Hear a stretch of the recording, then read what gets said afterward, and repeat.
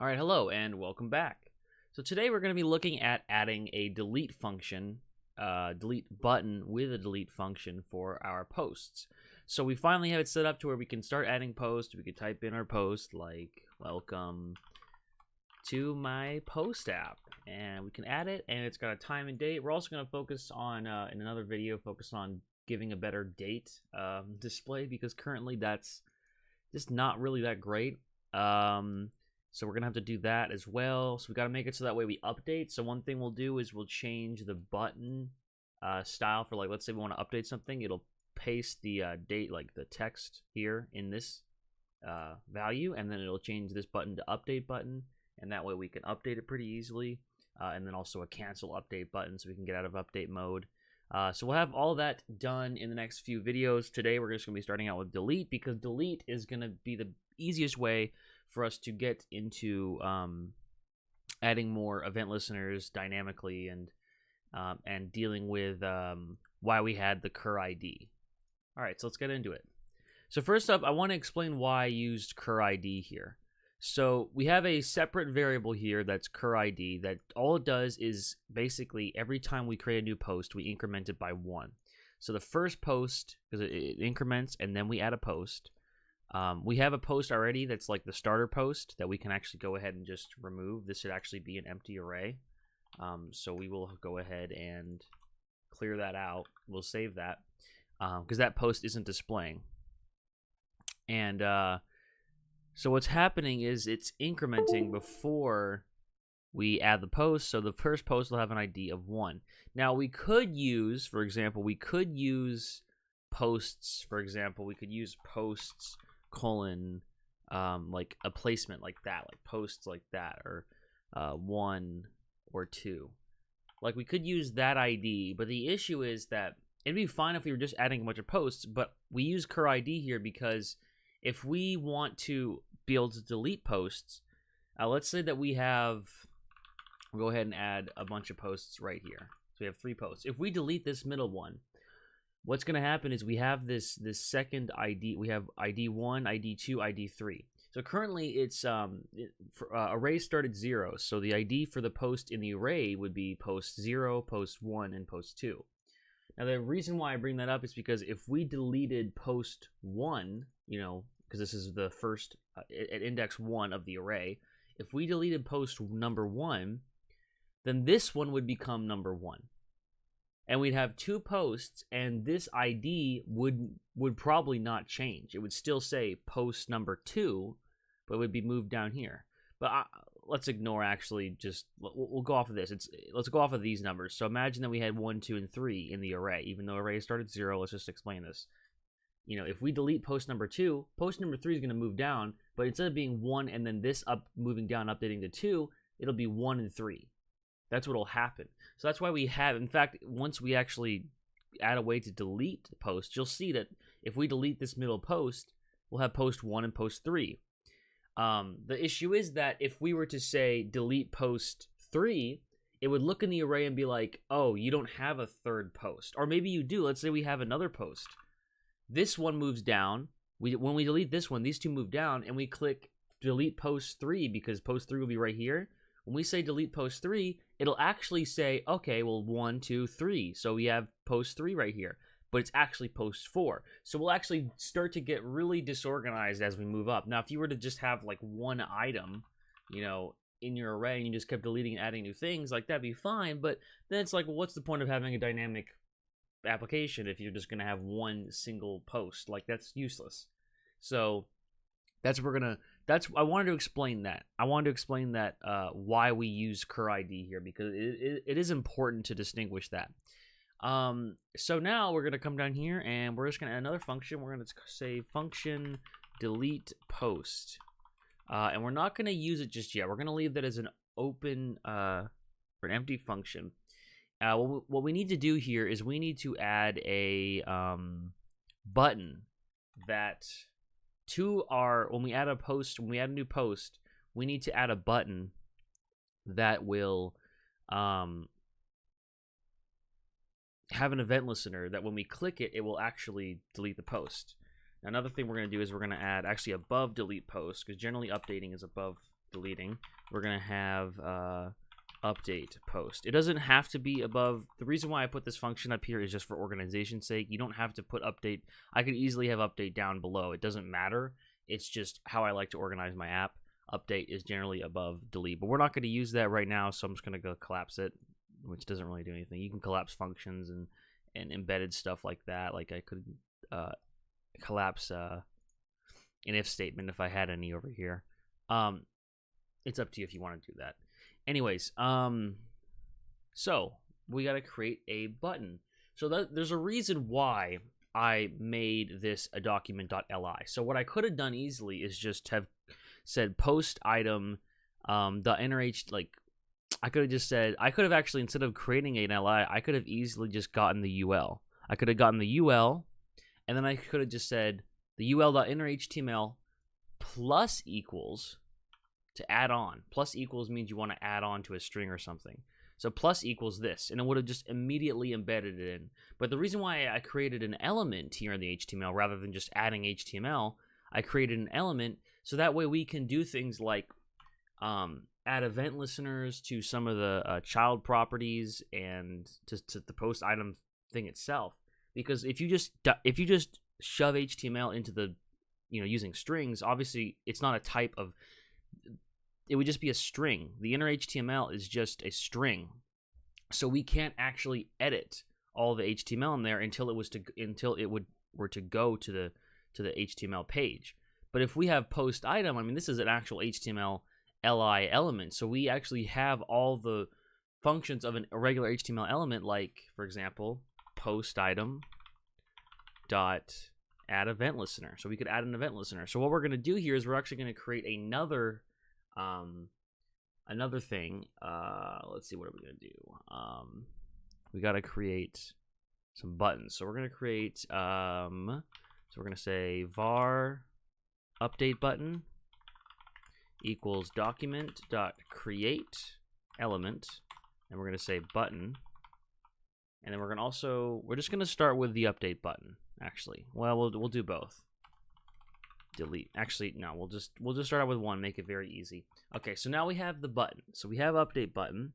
Now what we need to do is we need to say update button dot add event listener click. We want to listen for a click, and then what do we want to happen when someone clicks the update button? Well, we want to update the post, or we want to initiate the update post. Well, right now we don't actually have a really good way to update the post. But instead of just doing function and having a callback like we did before, we're actually just going to hand in the update post. We're just going to hand in update post. And now, every time someone were to click an update button, once we add it, it'll just run this function.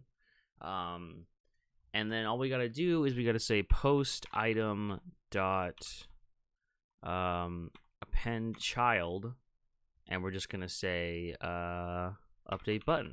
Now, I think that should look fine. I think if we just add a post, the update button is there. Now, it has no styling, first of all, so we got to add styling. So that's some few things we got to do. We might even just start splitting up all this stuff. So I might actually have a function down here that says create buttons. I'll just say add buttons. Well, we'll do that later. I'm not going to worry about that right now, actually. Let's just get the HTML to work, actually, before we start trying to move things around. So we have the update button. We have the event listener. Now we're going to say update button dot, and how do we access the classes? Because we want to add some Bootstrap classes.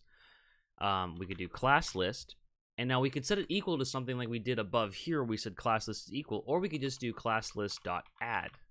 And now we can, I believe we can pass in some strings, so we can add some class lists or some classes. We can also do dot remove to remove a class.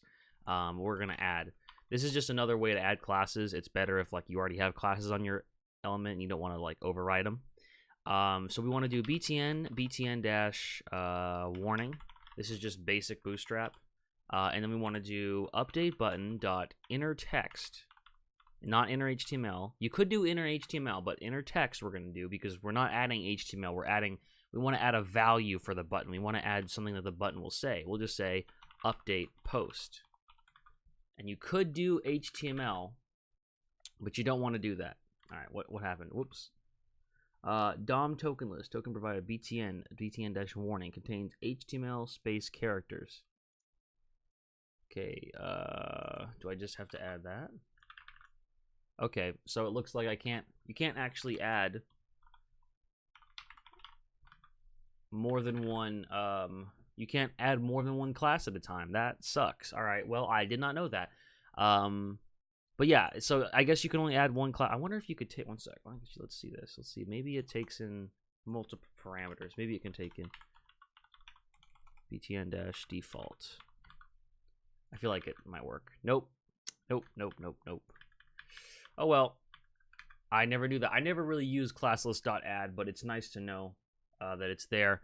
So then we got the posts. Now we want to do, of course, the delete button. So we're going to say var delete button. Our delete button equals document.createElement.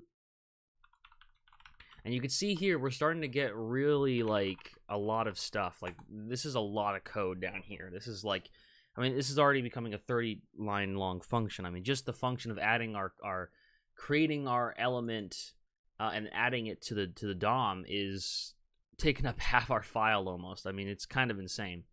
So this is what happens when you start coding a lot in your application, and you want to make sure that your code doesn't get, your functions don't get super long very quickly. So that's why we would do, like, instead of, you know, doing function and then returning another function, or having a function just natively here, we're actually giving that a reference to another function. So that way it just cleans up our app more and makes it look more readable. Because this is very hard to read right now. I mean, it's pretty basic code, but it's overwhelming, somewhat overwhelming. All right, delete button. We're just going to do the same thing here that we did. Add event listener. And we're going to listen for a click, of course. And we're going to pass in delete post. So there's that. Then we're going to do delete button dot class list. And we're just going to do we're just going to say class list equals. This time it's easier. We'll just say btn-danger. This is just bootstrap classes. Delete button dot inner text. Oops. Actually, we just do HTML. Actually, we could do that too. Inner text, inner HTML. Be careful using them. If you know that your delete button's gonna have more HTML, it already has HTML. Don't use inner HTML if you want to just add text. But you can use both. I just want to make sure you use both. But just remember that if you had HTML in your delete button, like if we did post item.inner HTML down here, and we did something like in here, it would overwrite all of the HTML, like all of this. But if we did inner text, it would just put in like some text like hello, like right above everything, basically. But it should work for both. So if we just did delete post, then this should work. I think that's it. And all we got to do is post item dot append child delete button. All right. Now we save that and we run it. There we go. Now, obviously, there's not a lot of space between these buttons, but that's okay. We can just fix that up with some CSS later. But that's it. So now we got our buttons added in dynamically. Now let's just really quickly add some function to delete post. We can do that now. So what we can do here is we want to get the ID for the post. So how are we going to know? If we have a lot of posts, we're not going to know. We don't have like an individual script for each of one of these, which you could do with other JavaScript frameworks in the future. So how are we going to know which post is which? Well, there's a couple ways. We could add a click function. So instead of adding an event listener, we could actually add a property that's like a click and then equals this function and then pass in like the post number. We could do that. The way that I want to do it is we have the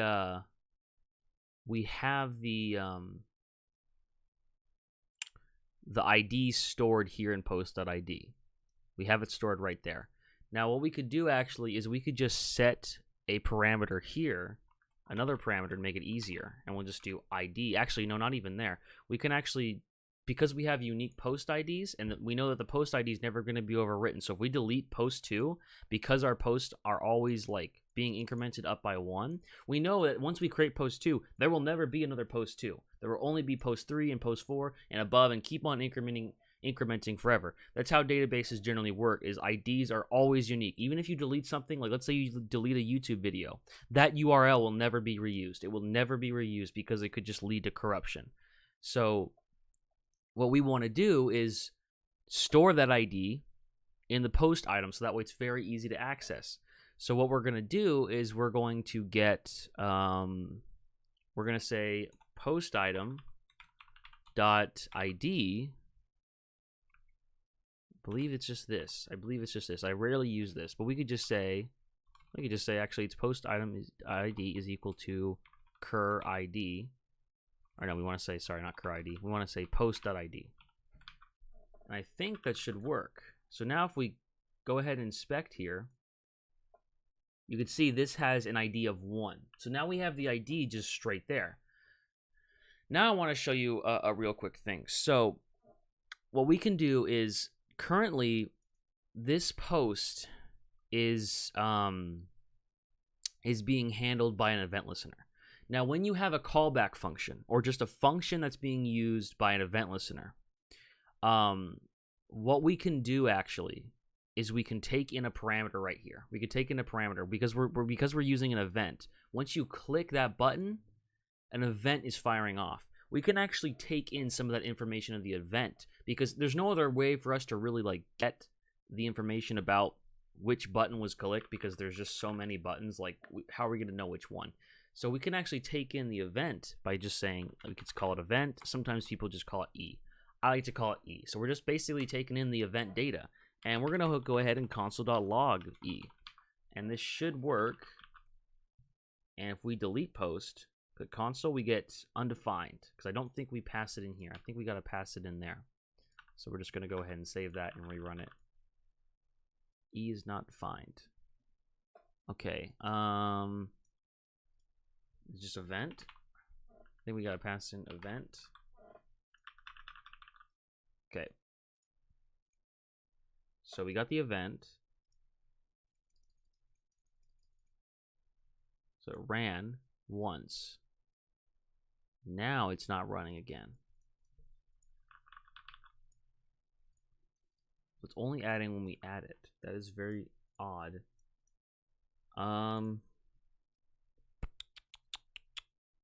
Let's see. I'm going to look it up. I'm actually going to look at our code really quick and see what I did.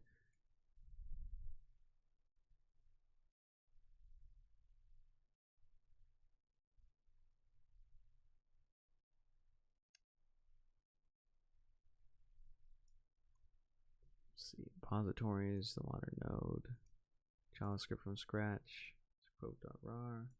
Let's say app.js. App.js. Okay. Don't want that down. I want that right there. All right, app.js. So what did we do here? So I'm looking at it. Okay, so we didn't actually. So what we have to do, my bad. I forgot something we have to do. We actually do have to do a callback function. So this is stupid. So I made a bad mistake. So we're going to do a really quick function. I'm going to show you how to do this. So in this function, what we can do is we could say something like function, and then it takes in E, and then all it does is return delete post. And then it just takes in E. So E right here is the event data. So now if we were to save that and we click all this, it'll start constantly logging all this. So I made a mistake there. I apologize. I forgot actually how to hand in the data. Now there's a shorter way to write this. This is where we're going to... I'm going to introduce you into Es6 function syntax. So this is going to take a little bit, but don't worry. Don't get overwhelmed. There's a simpler way to write this. So we can write our functions actually by, instead of saying function E, we can actually just say in parentheses, which is, you just say open parentheses. And then we could take in our, this is where we put in our variables like normal. So we can just say E. And instead of saying like maybe function here, we can actually just say equals and then write chevron.